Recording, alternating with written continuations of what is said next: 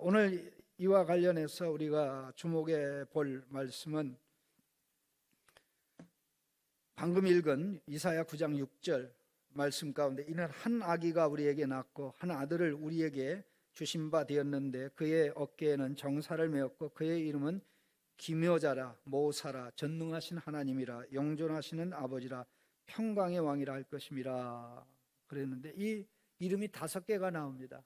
그런데 5개의 이름을 보면 좀 약간 첫 번째하고 두 번째가 나누어져 있는데 그리고 나머지 3개는 전부 다 수식어가 있습니다. 예를 들어서 하나님이라고 나오지 않고 전능하신 하나님이라고 나오고요, 아버지라고만 나오지 않고 영존하시는 아버지, 왕이라고 나오지 않고 평강의 왕이라 이렇게 나옵니다.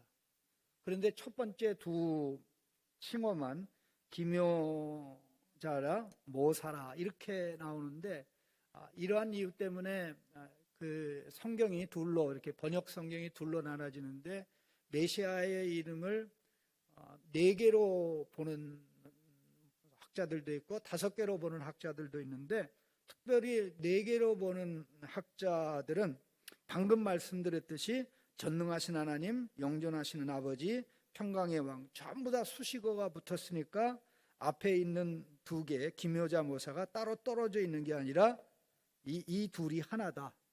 기가 막힌 카운셀러다. 우리 한국 사람이 가장 좋아하는 기똥찬 카운셀러다.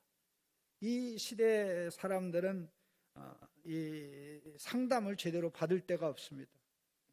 상담사들이 많이 일어나는데 어떻게 보면 자기 인생도 상담하지 못하고 잘못된 상담을 통해서 잘못된 자존감으로 뭉쳐져서 엉뚱한 방향으로 가게 합니다. 그야말로 욥이 그의 세 친구들에게 말했던 것처럼 너희들은 미저러블, 너희들은 비참한 카운셀러다라고 얘기했던 것하고 크게 다르지 않을 텐데요.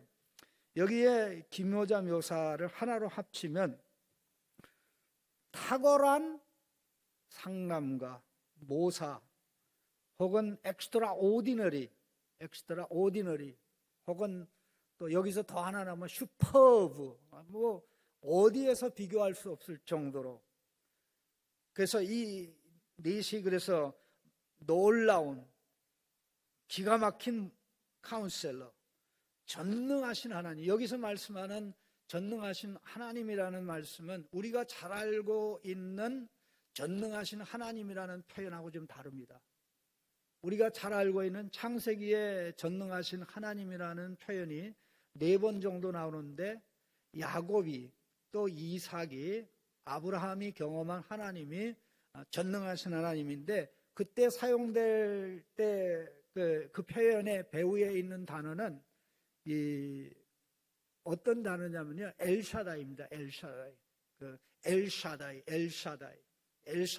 우리 교회 건물에 저기 이렇게 이 히브리어 알파벳에 그 엘샤다이, 혹시 그 단어가 엘샤다이의 그 단어가 아닌가, 신에 해당되는 게 아닌가 하고 추측을 하는데 아무도 아직까지는 알지는 못하는 그런 상태에 있습니다만은 이 전능하신 하나님이라고 할 때 엘샤다이라고 얘기하는데 여기에 나오는 전능하신 하나님은 엘기볼입니다. 엘기볼. 기볼이라는 게 무슨 말이냐면요, 워리어라는 말이에요. 워리어. 전사, 워리어. 세례자 요한이 메시아를 소개할 때 나는 물로 세례를 주거니와 내 뒤에 오시는 분은 나보다 능력이 많으시니 라고 할 때 거기에 배경이 되는 말이 오늘 본문에 사용된 기볼입니다. 힘이 많은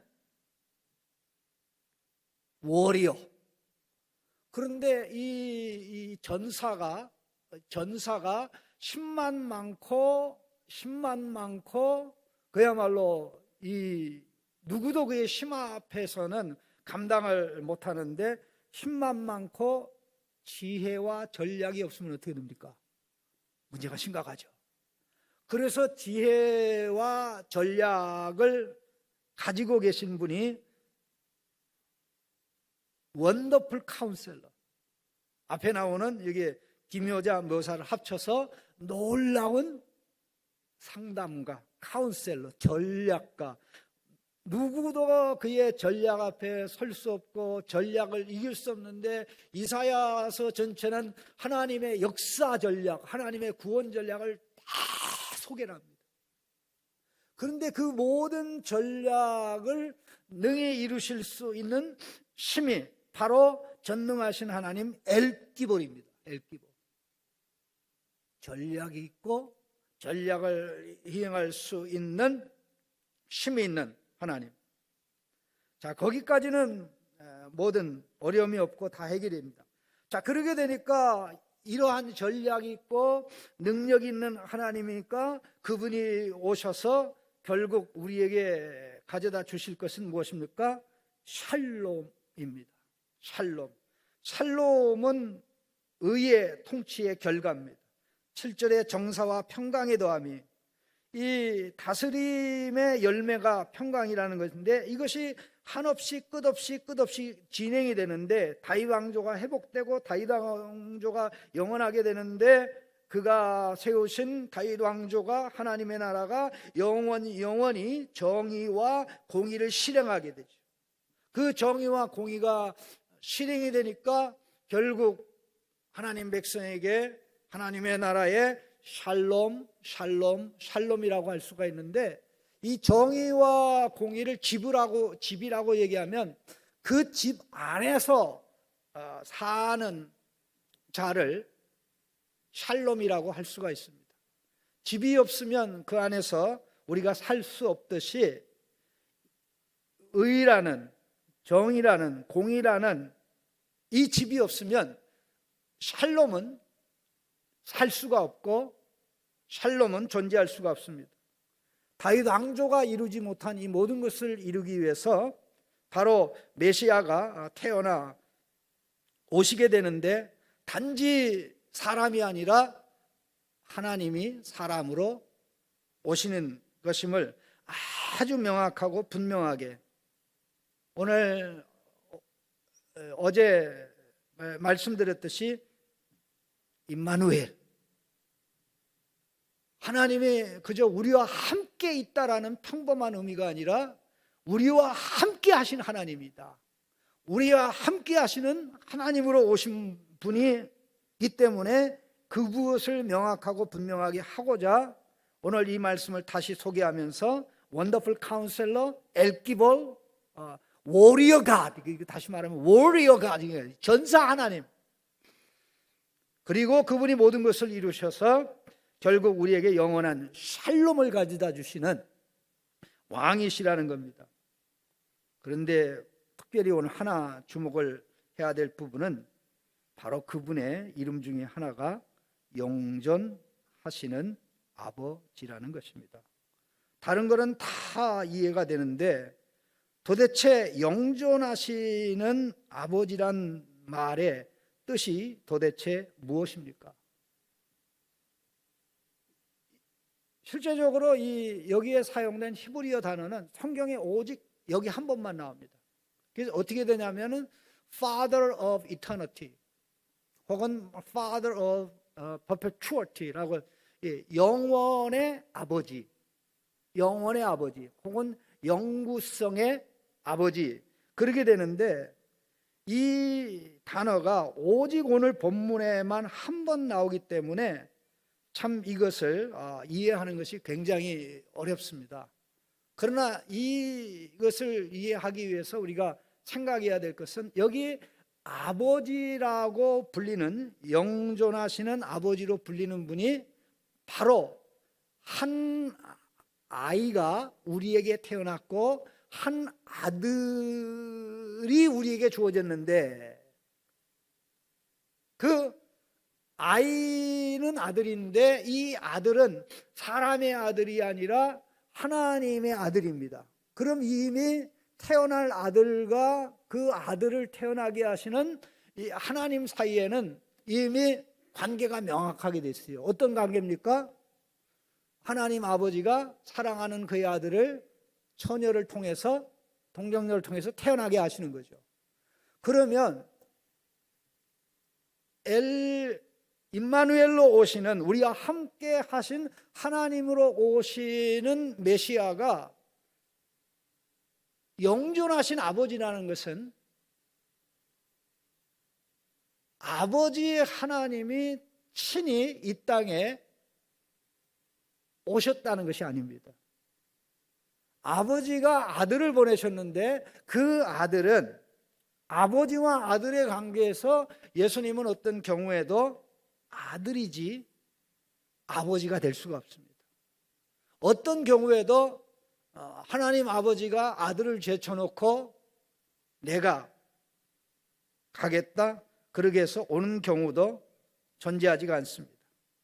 그럼에도 불구하고 여기 아들이라는, 영존하시는, 분명히 아들이 왔는데, 아들이 올 것인데, 그럼에도 불구하고 영존하시는 아버지라고 말씀한 것은 바로 아버지와의 관계에서 그분이 영존하시는 아버지란 뜻이 아니라 오시는 임마누엘, 우리의 구원자 메시아가 우리와 관계에서, 하나님 백성과 관계에서 영존하시는 아버지란 뜻입니다.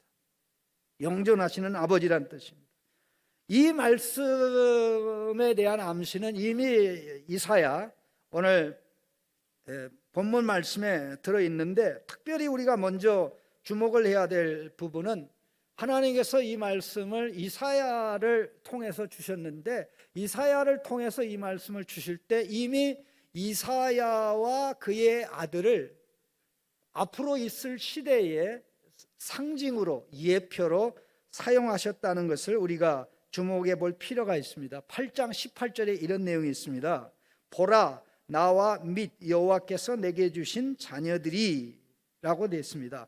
보라, 나와 및 여호와께서 내게 주신 자녀들이 이스라엘 중에 징조와 예표가 되었나니 이는 시온 산에 계신 만군의 여호와께로 말미암은 것이니라. 여기 나와 및 여호와께서 내게 주신 자녀들이라는 표현에서 이 나는 이사야 선지자를 가르치고, 여호와께서 내게 주신 자녀들이라는 것은 이사야의 제자이면서 이사야가 하나님의 은혜로 낳은 두 아들을 가르칩니다. 그런데 이 두 아들 중에 8장 3절에 둘째 아들이 언급됐습니다. 그 둘째 아들의 이름은 마할 살랄 하스바스, 마할 살랄 하스바스라는 이름인데, 이 이름의 뜻은 포로로 사로잡혀가는 일이 신속하게 있을 것이다. 참, 둘째 아들의 이름을 낳는데 그 이름을 포로로 사로잡혀가는 일이 신속하게 있을 것이다. 참 좋은 이름이 아닙니다. 고난, 또 비참함의 역사가 있을 것을 예고를 했는데, 그 아들을 낳기 전에 7장 3절에 보면 또 다른 아들이 있습니다. 첫 번째 아들은 7장 3절에 나오는데, 마치 이 7장 3절에 나오는 아들이 제자와 같은 역할을 합니다. 7장 3절에 이렇게 됐습니다. 그때 여호와께서 이사야에게 이르시되 너와 내 아들 스알야습은 윗못 수덕 끝 세탁자의 밭 큰 길에 나아가서 아스를 만나. 그때 여호와께서 이사야에게 이르시되 너와 내 아들 스알야습, 스알야습이 뭐냐면요, 원래는 쉐알야습이라고요, 남은 자는 돌아오리라, 남은 자는 돌아오리라. 그러면 남은 자가 언제 돌아오게 되냐면요, 이미 지금 현재 있는 하나님의 말씀을 안 듣고 하나님의 말씀을 무시하고 자기 기준을 삼아 살아가는 자들이 나라가 망해서 포로로 잡혀간 다음에 온갖 시련과 연단과 고난 끝에 남은 자들이 돌아온다는 것이죠. 그 남은 자들이 돌아오게 하는 그 역할을 하실 분으로 오실 분이 처녀의 몸에서 날 임마누엘, 오늘 9장 6절에 소개된 원더풀 카운셀러, 놀라운 상담가, 전사 하나님, 영존하시는 아버지, 평강의 왕입니다. 이 이사야와 그의 두 아들, 이 두 아들 사이에 첫째 아들과 둘째 아들 사이에 7장 14절이 있습니다. 처녀가 잉태해 아들을 낳을 것이니 그 예언의 말씀을 준 다음에 바로 태어난 아들이 둘째 아들 마할살랄 하스바스인데, 바로 그 이후에 결국 나라가 망하고 그러게 된 이후에 결국 하나님의 백성을 죄에서 돌아오게 하여 샬롬을 누리게 할 인물이 오는데, 바로 그분이 아까 본문에 약속된 바로 4가지 이름 혹은 5가지 이름을 가진 임마누엘인데, 거기서 가장 주목하는 이름이 영존하시는 아버지. 어떤 의미에서 아들 하나님이 영존하시는 하나님이냐면요, 2가지 의미에서 그렇습니다. 하나는 하나님께서 천지 만물을 창조하실 때 사람을 가장 존귀하게 하셨는데, 천지 만물도 하나님의 말씀으로, 또 사람도 하나님의 말씀으로 창조를 했는데, 특별히 사람은 하나님의 형상으로 만들었습니다. 유일하게 모든 피조물 가운데 하나님의 형상으로 지음받은 존재는 사람밖에 없습니다.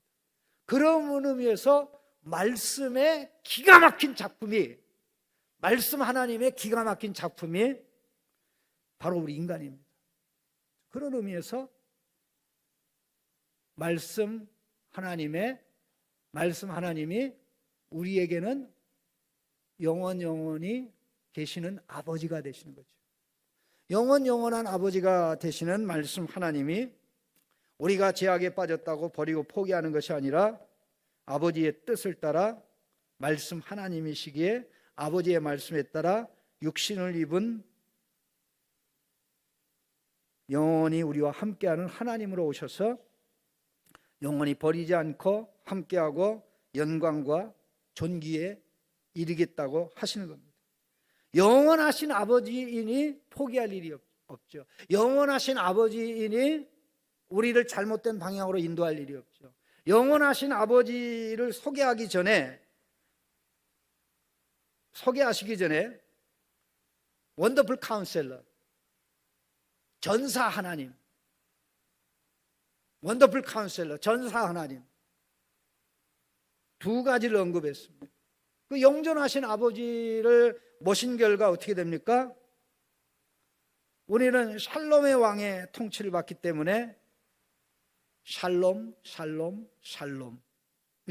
넘치게 되는데요, 이 말씀이 신기하고 놀랍게 예수 그리스도의 오심을 통해서 이루어졌습니다. 예수님은 십자가의 죽음을 앞두고 자기 자신의 죽음을 임산부가 해산하는 고통으로 소개를 했습니다. 해산하는 고통이 말로 다 할 수가 없는데, 애를 낳고 나면 해상의 고통을 잊어버린다. 그 기쁨이 말로 다 할 수 없다고 예수님이 요한복음에서 말씀했는데, 예수님께서 요한복음 21장에 방황하고 있는 7 제자들에게 찾아갔습니다. 그 7 제자들은 예수님의 초창기 제자입니다. 밤새도록 고기를 잡았는데 고기 한 마리가 없었습니다. 그들에게 예수님이 해변에 나타나서 뭐라고 그랬는지 아십니까? 21장 5절입니다. 애들아 그랬어요.